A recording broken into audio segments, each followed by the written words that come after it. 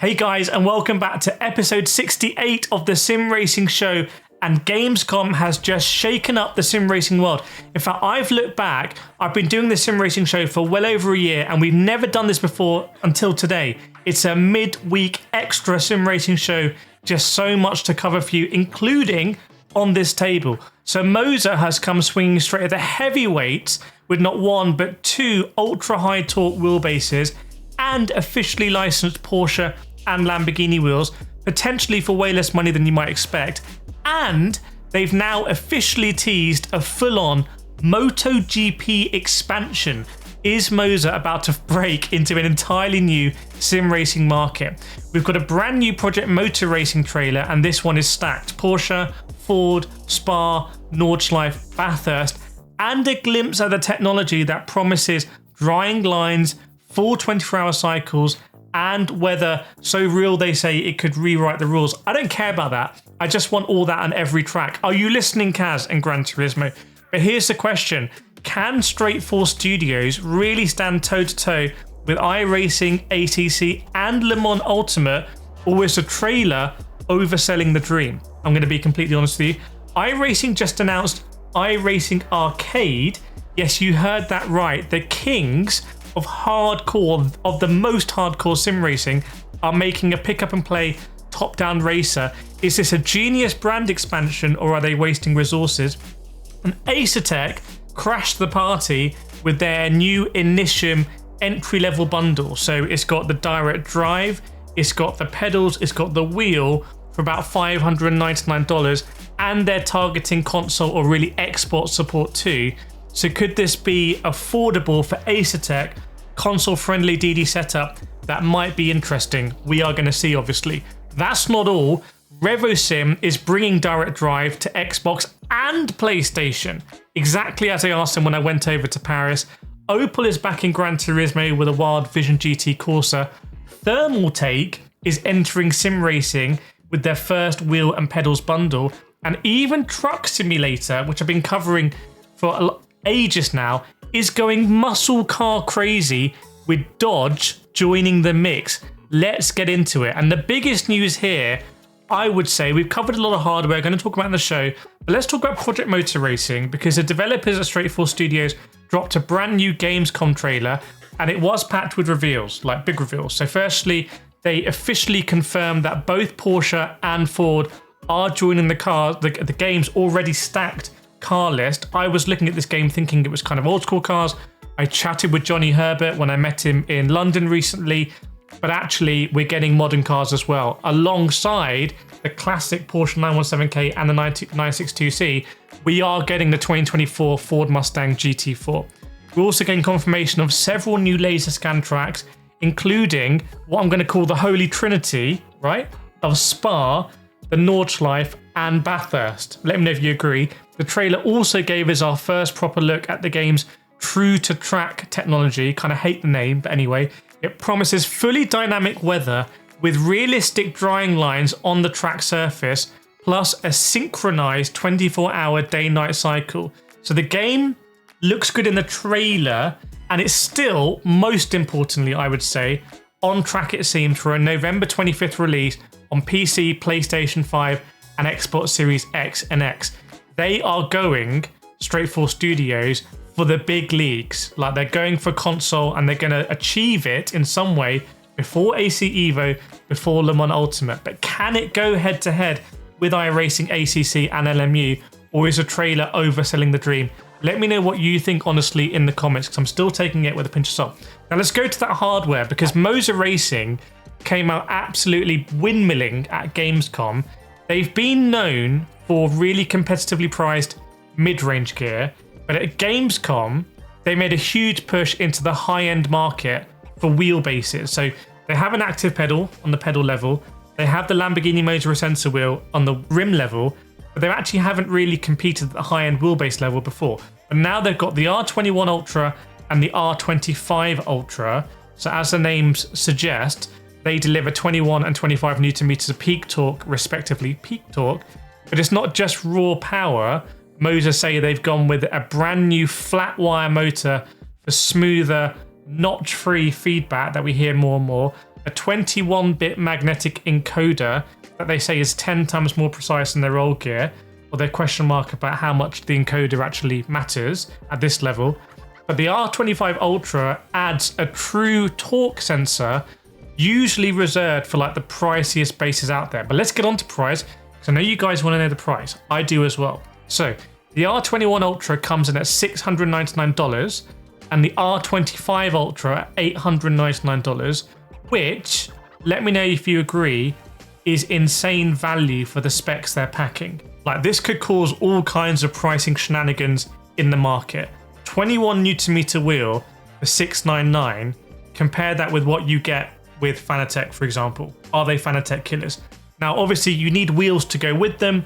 Moza revealed the official Porsche wheel, which is a 911 GT3 RS inspired rim to go alongside the Revo and Mission R rims that we've seen before. But we have some photos of them up close. I think they're interesting products. I don't know what's going on with this Mission R rim. Like, I don't think I've ever seen it with the screen on. So question marks as to how that production is going, or if there's even a serious market for it.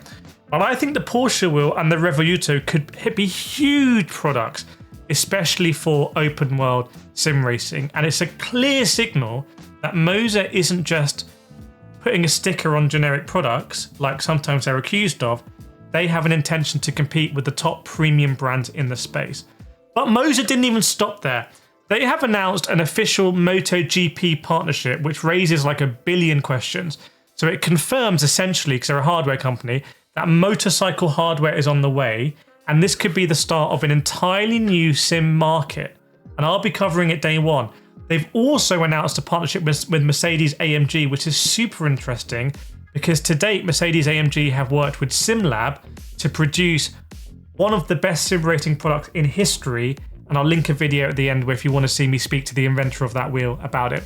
But Moza's come out of Gamescom with serious intent. So it's not just about catching up to Fanatec and SimuCube anymore. They want to redefine what sim racing is, and they want to push the boundaries. I don't know what you think is more important, going into the higher end wheelbases or their move into making MotoGP motorcycle hardware. And if they're going to make motorcycle hardware, would you be interested in me reviewing it? Let me know in the comments. Now, in a move that probably no one saw coming, iRacing announced a brand new game called iRacing Arcade. Yeah, you heard that right. So the kings of hardcore sim racing are making a top-down pick-up-and-play racer that looks more like Circuit Superstars than the iRacing we all know. And I was more involved in Circuit Superstars than you might think, so I'm pretty excited about this. It's got a playful art style, simplified physics, but still uses official cars and tracks. And it's not just about racing. You'll actually build your own motorsport team, starting from a tiny garage and working your way up to a full racing empire. So underneath the cute look of it, there's still competition baked in. The developers are talking about weekly licensed events, online battles, and career progression. So it's more than just a casual side project. It's basically iRacing's way of reaching a whole new audience without scaring them off with subscription fees and safety ratings. iRacing Arcade is going to launch on Steam this fall, with console versions coming in early 2026. And I know the development team behind this game. They are incredible. They are so passionate about racing and extremely talented. So this is definitely on my one to watch list. Now, while Moza was flexing at the top end, Asetek went in the opposite direction at Gamescom, straight for the entry level market. They've launched the brand new Initium range, and I told you in the last sim racing show, I got exclusives all over the shop that I'm going to be showing you in this week, next week, and the weeks upcoming. So make sure you're subscribed and just tell your friends this is a sim racing show. This is where you want to be if you want to see the latest stuff, because this is pretty insane. So the new Initium range is designed to bring essentially direct drive to the more entry level without breaking the bank. Although it has already been done before by other brands. But the start of this particular package is probably the wheelbase, which is a 5.5 Newton meter direct drive unit priced at about €340. It does have an optional booster kit if you want to bump it up to 8 Newton meters later as well. And you can see from the box here, and I'll do a video straight after this. It may even come out tonight. It may come out tomorrow, of me unboxing all this and really tapping it so you can hear the materials and see the quality of the materials and hopefully answer your questions. Now, the full bundle is quite interesting as well. So wheelbase, the round rim, and a two pedal set for about 599 euros and dollars. So that puts it directly up against Fanatec CSL DD and probably the Moza R5 bundle. And here's the big twist.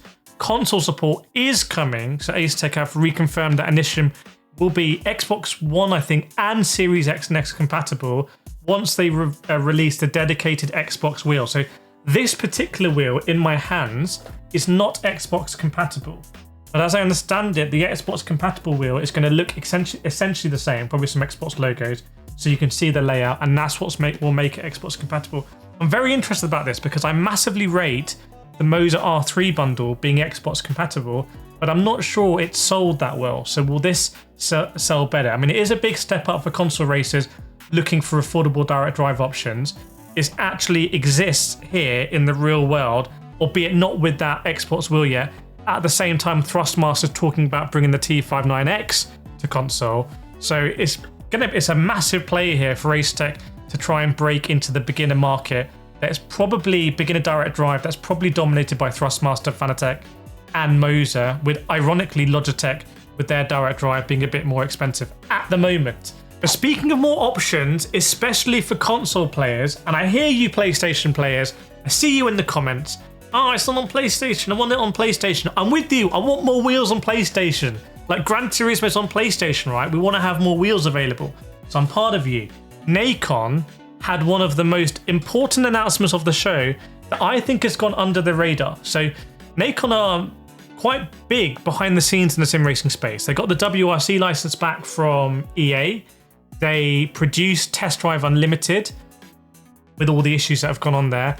They're publishing Rensport. They're bringing Endurance Motorsport Series as well, which, by the way, has been delayed till 2026. So I'll have an interview with the producer of that game as well. But also, they've recently launched Revo Sim. That's the hardware I went to Paris to go and see. And I asked the inventor of it, I said, this is great. I like the pricing.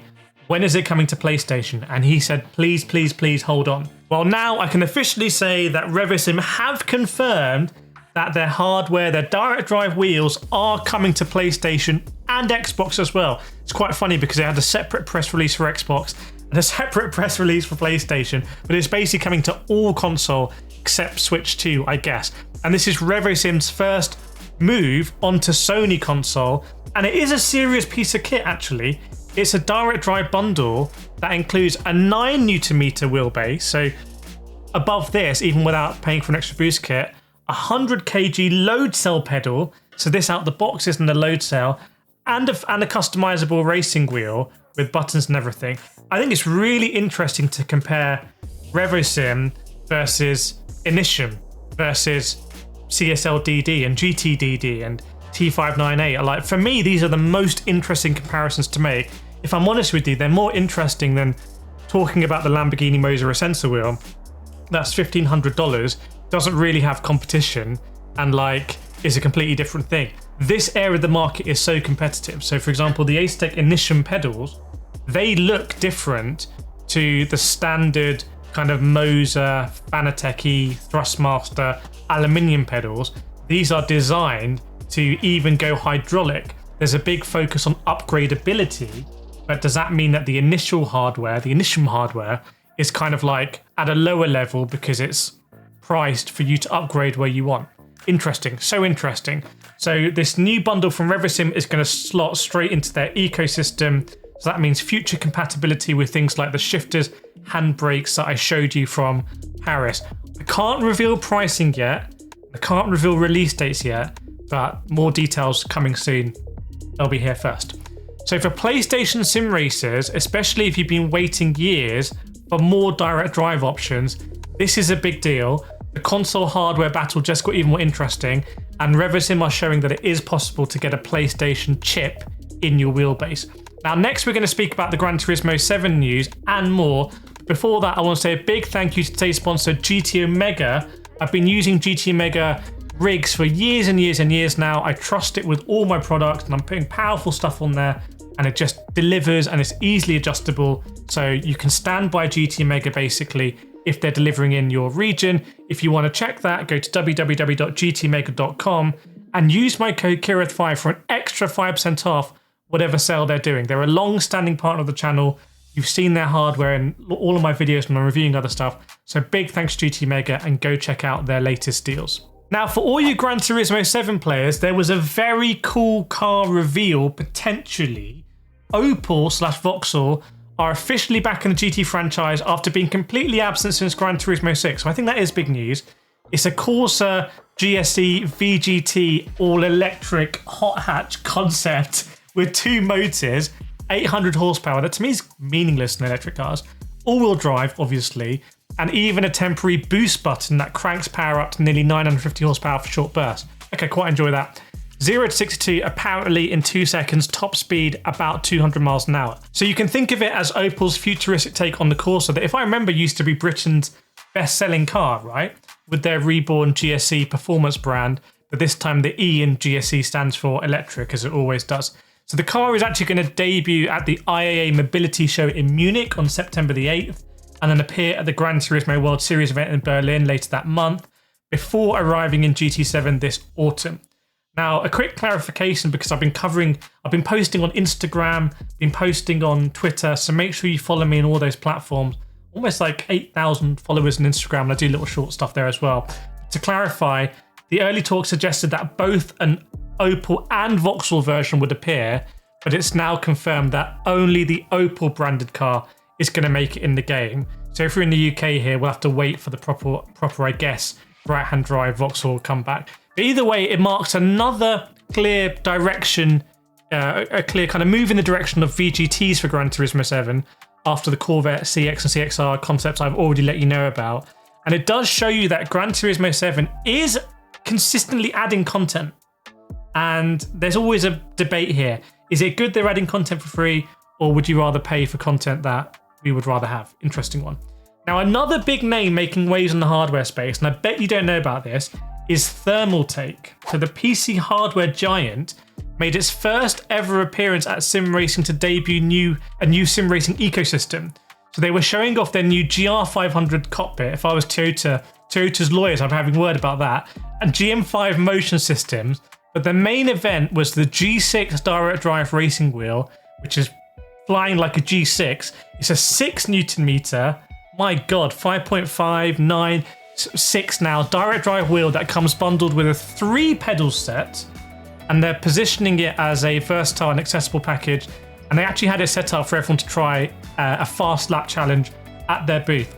Now, from my perspective, it's always exciting to see a major new player enter the market, and it means more competition and more options for all of us. And you know me now, you've been watching me maybe for many years now. I love competition, I love options. I think it's a good thing for sim racing. Now, some big news that I think is going to be massive. I think this is a direction of travel that is going to catch people by surprise, because SCS has just confirmed that the Ram and Dodge car pack is a next DLC for the brand new road trip mode in American Truck Simulator. And this one is all about, Dodge muscle cars and everything like that. It includes some icons. The 2nd gen Dodge Charger, the 1st gen Viper GTS, and the Challenger. And that could be a modern Hellcat as well. I saw one of these recently with, was it Dan Tictum? I spent some time with Dan Tictum, who's got one of those in London. It's a lot of American horsepower ready to tear down those highways in America.